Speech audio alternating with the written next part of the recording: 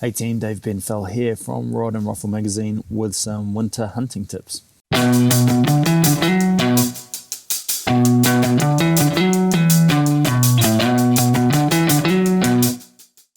Okay, first tip team is about layering.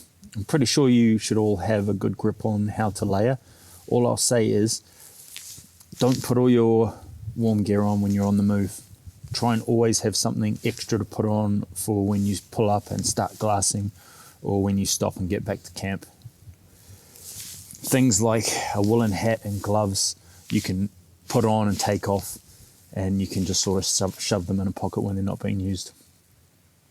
With a warm hat, buy the best one that you can afford. Most hats that you'll buy out there are either polar fleece or perhaps woolen or some material like that.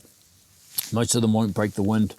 Okay, spend the extra money, get one that cuts the wind out. It's going to make a massive difference. If it cuts the wind out and it's waterproof or water resistant as well, that's an added bonus.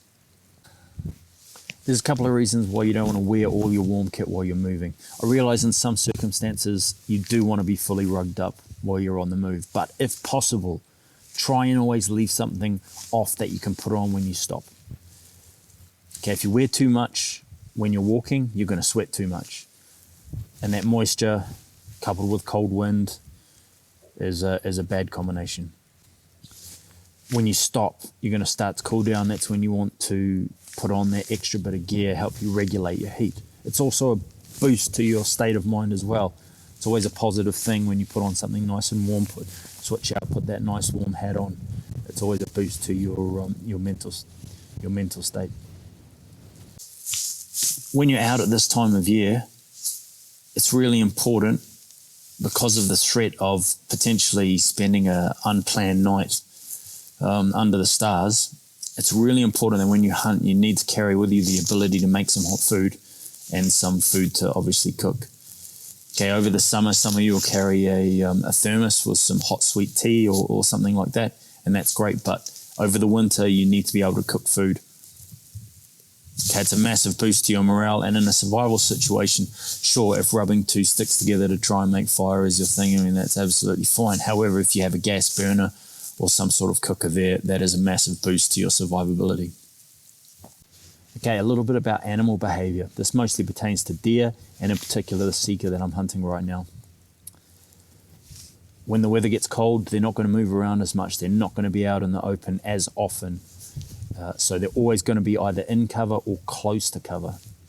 They're not going to range very far from that cover, and if they can winter without moving too much, that's what they'll do.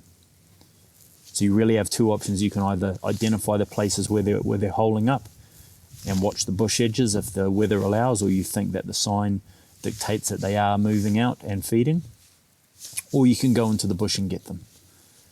Either way, as long as you read the conditions right and the sign says that there's animals around, you should have some success.